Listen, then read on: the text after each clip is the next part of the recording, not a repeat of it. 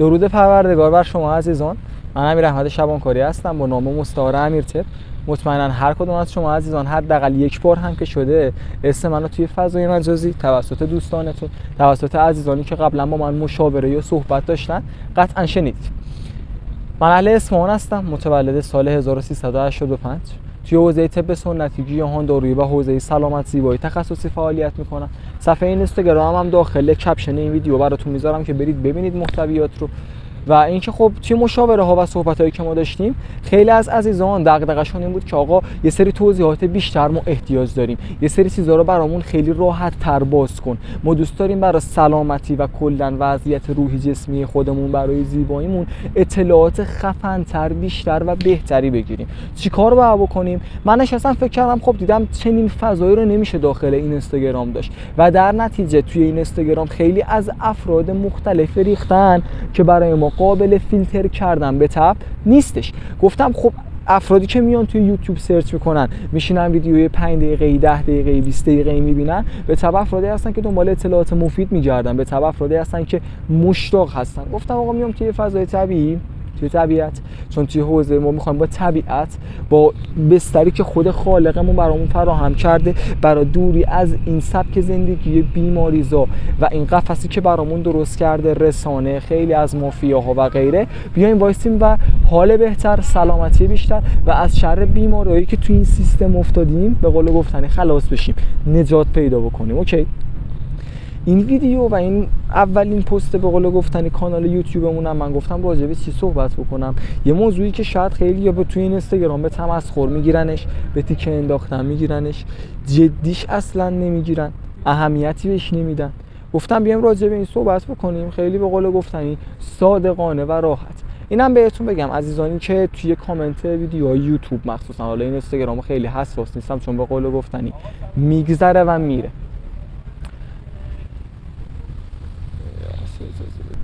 آقا معذرت میخوام دیگه، فضای آزاد این چیزا هم داره، یه حاشیه ایجاد میشه، من ویدیو رو یهو استاپ میکنم، ببخشید. شما داشتم میگفتم پس ببینید، اگر کسی تمسخر کرد، اگر کسی دلغک بازی در آورد، من بلا شک به هر نحوی شده از چنل بلاکش میکنم.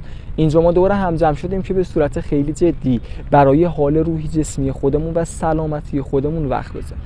ویدیوی اول مخصوص خانم ها و دختر خانم هاست. اینم من میخوام اطلاعات علمی و درست رو بدم. خواهش میکنم سوء استفاده خدای نکرده از دادن این اطلاعات نشه برای بحث قانع کردن خودتون. اوکی؟ ویدیو ما هم در رابطه با پرده بکارته، پرده هایمن توی خانم ها اصطلاحاً علمیش میشه هایمن، حالا خانم ها میگن پرده بکارت اصطلاح عامیانه. میخوام راجع به چی صحبت بکنم؟ یه سری تبلیغات دروغ برای افراد سودجو، یه سری سوء استفاده ها از ناآگاهی ما مردم. چرا؟ چون تا بحث یه سری صحبت های اینجوری میشه میگن وای زشته، وای زبونتو گاز بگیر، وای حیا کن، وای خجالت بکش. نه اصلا چنین چیزی نیست. اتفاقا ما باید راجبش مطالعه بکنیم. اتفاقا اگر پدر مادرها خیلی صادقانه این رو بیان بکنن، خیلی واضح این رو بیان بکنن که منجر به تمسخر، خنده، منجر به وای خجالت بکش، وای فلان کن و بیسار کن نشه، جلوگیری میشه از بروز خیلی از اتفاقات خطرناک برای خواهرانم، برای دختران سرزمینمون، برای بچهای خودمون، برای خانم ها، برای دخترای نوجوان. میدونید چی میگم؟ حالا این یه تیغ دولب است، گفتم یا میتونه سوء استفاده بشه یا میتونه استفاده مفید بشه، ولی تو به عنوان پدر مادر، به عنوان دختر این رو باید بدونی. خب و بدونی این باورهای غلط و اطلاعاتی که بهت میگن صرفا سوء استفاده است، صرفا بازیچه کردن توئه. چون ما ماشاءالله باشه از هر چیزی بتونیم میخوایم پول در بیاریم. میدونی چی میگم؟ حالا پرده بکارت و هایمن از زمان جنینی توی دختران شروع میکنه به شکل گرفتن و کاملا ناحیه واژن از سن کم که زمانی که به دنیا میان دختران نیست، کاملا بست است. خب به مرور که حالت جنسش هم حالت به قول گفتنی مخاط داره. ببین ما یه پوست داریم، یه مخاط داریم. مخاط میشه داخل دهنمون. ببخشید من راحت موشکافانه میکنم. جنس داخل دهن و لثه‌مون چیه؟ اونم یه همچین جنسی داره. خب منتها معمولا ضخامتش هم بالاست. حالا هر چی سن میاد بالا توی دخترها و نزدیک به سن بلوغ میشه دیگه، آقا 7 8 سالگی، 10 سالگی، 12 سالگی میاد جلو، خب این یواش یواش نازک میشه، یواش یواش از بین میره و یه سوراخ ریزی فقط این وسط باقی میمونه که حالا این سوراخ ریز برای چیه؟ زمانی که دیگه سن پریودی اتفاق افتاد توی دختران اگر این سوراخ نباشه، چون یه سری ندارن این سوراخ، هنوز همچنان بسته است کاملا و خب پریود نمیشن به تب، این سموم و این خون کثیف از بدنشون خارج نمیشه که خب این خودش یه نوع بیماریه و به پزشک مراجعه میکنن که یا کلا این قشا این به قول گفتن مخاط رو از بین میبره که خودش ایجاد سوراخه، یا به قول گفتن یه سوراخ ریز صرفا ایجاد میکنه. پس این سوراخه باید باشه برای بحث پریودی. اوکی تا اینجا. حالا این سوراخ ریز دوباره توی خانم ها به 3 دسته تقسیم میشه. این 3 دسته شامل چی هست؟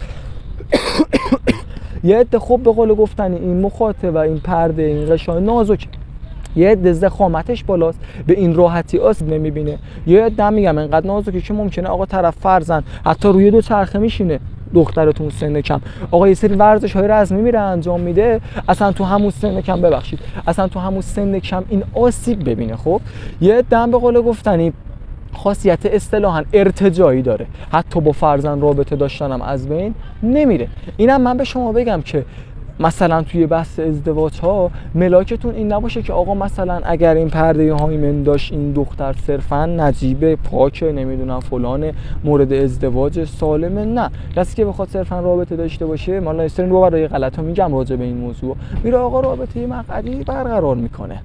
خیلی قاعده ساده است. کسی اگر بخواد کاریو بکنه دیگه این وسط به هایمن و به قول پرده بکارت و واژن آسیبی نمیرسه. اینم بهتون بگم صرفا مثلا آقا با مراجعه به پزشک این صادقانه است، اونا به شما نمیگن چون دارن به واسطه این روش از شما پول میگیرن، پول در میارن و کسب درآمد میکنن. خب این که آقا صرفا بری آزمایش بدی، صرفا با یه معاینه، اصلا چنین چیزی قابل تشخیص نیست که آقا بفهمه آقا پرده بکارت داره این دختر، هایمن داره یا نداره. اصلا قابل تشخیص نیست، چون گفتم برای سری ارتجاعیه، برای سری ضخامتش بالاست، رابطه هم داشته، تشخیص داده نشده، از بین نرفته. میدونی چی میگم؟ و اصلا این موضوع قابل تشخیص و فهمی نیست. میدونی چی میگم؟ حالا حتی فرض کن از بینم رفته، غیر از این که نیست، فرض کن آقا قبلش رابطه بوده، تجاوز بوده، هر چیزی، حالا این رسیده به سن ازدواج، از بینم رفته. یه سری تبلیغات من میبینم و اینها اصلا منو روانیم میکنه که آقا ترمیم پرده بکارت، بازسازی، برگردوندن، چه مزخرفیه. میدونید چی کار میکنن؟ میان یه قسمتی از واژن رو کوک میزنن، اصطلاحاً بخیه میکنن، وقتی اون طرف برای اولین بار به قول گفتن رابطه برقرار میکنه باعث ایجاد خونریزی میشه. اون شوهر و همسر از خدا بی خبرش هم میگه خب ببین خونریزی داشت پس واکر هست دیگه، نمیدونم فلانه دیگه. نه عزیز من، این میتونه سخت توسط این عاملا باشه. حالا این اصلاحیه رو من اینجا بدم، صرفاً با اولین رابطه لزوماً پارگی هایمن و پرده بکارت نباید منجر به خونریزی بشه که تو مثلا انتظار اینو داری آقا من الان رابطه برقرار میکنم، رابطه واژینال و بعد میاد میترسم میکروفون صدام کم بشه، آره آقا رابطه واژینال صرفا برقرار میکنم و خون به پاش فوران کنه. نه اصلا چنین چیزی نیست. اینم بهت بگم در چه صورت. ببین توی اکثر دخترها به عنوان رابطه اول وقتی پرده بکارت از بین میره اصلا خون ریزی ندارن و این کاملا طبیعیه. حالا اینم بهت بگم به هر چی سن اون دختر چرا قدیما بیشتر رو این موضوع تاکید میشد، چون خانم ها و دختران توی سنین پایین تر و کمتر ازدواج میکردن و هر چی سن پایین تر باشه احتمال خونریزی با از بین رفتن این به قول گفتن پرده بیشتره، ولی هر چی سن بیشتر بشه احتمال خونریزی به هنگام آسیب دیدن این ناحیه و این به قول گفتن پرده خیلی کمتره. این هم دلیل علمی داره. خب پس این نکته هم در نظر داشته باش که صرفاً با خونریزی عاملش نمیتونه باشه. 2 اینکه با آزمایش به این راحتی نمیشه فهمید که پرده بکارت وجود دارد یا ندارد. این هم باور غلط. ترمیم پرده بکارت وجود نداره، صرفاً کوک میزنن. آره این هم در نظر داشته باش. این باورم من بهت بگم آقا پسر گل، حالا از بحث خانم ها هم بیایم کنار، تو مگه خودت باکره ای که دنبال دختر باکره میگردی؟ تو مگه خودت متحدی که دنبال دختر متحد میگردی؟ تو مگه اولین بارت میخوای ازدواج کنی بری با اون دختر تو رابطه فلان که از اون این انتظار رو داری؟ اگر اینجوری هستی میتونی این انتظار رو داشته باشی، ولی اگر اینجوری نیستی به همین سرعت گوه میخوری این انتظار رو داری. اینم من بگم این دقیقاً برای دختر خانم ها و خانم ها هم صدق میکنه. این از این موضوع، این بحث ذهنیتش هم من بگم و اصلا ملاک به قول گفتنی سنجیدن یه دختر و یک خانم نمیتونه داشتن پرده بکارت یا نداشتن پرده بکارت باشه. ممکنه اصلا اون خانم مورد تجاوز قرار گرفته و از دست داده، یا آقا ممکنه اصلا صرفا آقا یه اعتماد بیجا به یکی داشته، رابطه داشته، الان اصلاح شده. میدونید چی میگم؟ پارامترهای دیگر رو بذار اولویت، این رو بذار اولویت آخر. برادر من، خواهر من، خیلی ساده است. و اینم به خواهرانم بگم مراقب سلامتیتون باشید، مراقب شخصیتتون، خودتون باشید. میدونید چی میگم؟ پسری که شما رو بخواد رابطه جنسی قطعا گزینه آخرشه. اینو من به اون پسر خودم دارم بهتون میگم. و مراقب سلامتیتون باشید. بحث قضیه کلا سکس و رابطه جنسی صرفا یه چیز حیوانی نیست، صرفا یه تخلیه به قول گفتنی نیاز نیست و خصوصا برای خانم ها بحث واژن و رحم بسیار مقدسه، چون قدرت خلق و تولد داره. میفهمی یعنی چی؟ و من دارم توی پیج یه نکته سلامتی میگم، یه نکته ذهنیتی میگم و پس در اختیار هر کسی نذارش، پس هر استفاده ازش نکن. پس بحث سلامتی باورشو گفتم، بحث ذهنیت پشتش هم گفتم. اینو بفرست برای هر مؤنثی که توی زندگیت میشناسی، اینو اصلا بفرست برای هر پدر و مادری که میدونی. چنل منم سابسکرایب کن، اطلاعات سلامتی بیشتری رو قطعا میذارم توی بیو خود چنلم. پیج اینستاگرام رو گذاشتم معذرت میخوام، اونجا با هم باش و به پیام بده که دوست داری چه ویدیوهای بیشتری براتون تو یوتیوب بذارم، موشکافانه تر با هم گپ بزنیم، با هم صحبت بکنیم و خیلی مخلصیم، خیلی ارادت دارم. و نظری، سوالی، دغدغه‌ای همچنان داشتید راجع به این موضوع پرده بکارت و بحث سلامت جنسی خانم ها، کامنت کنید، پاسخ میدم بهتون.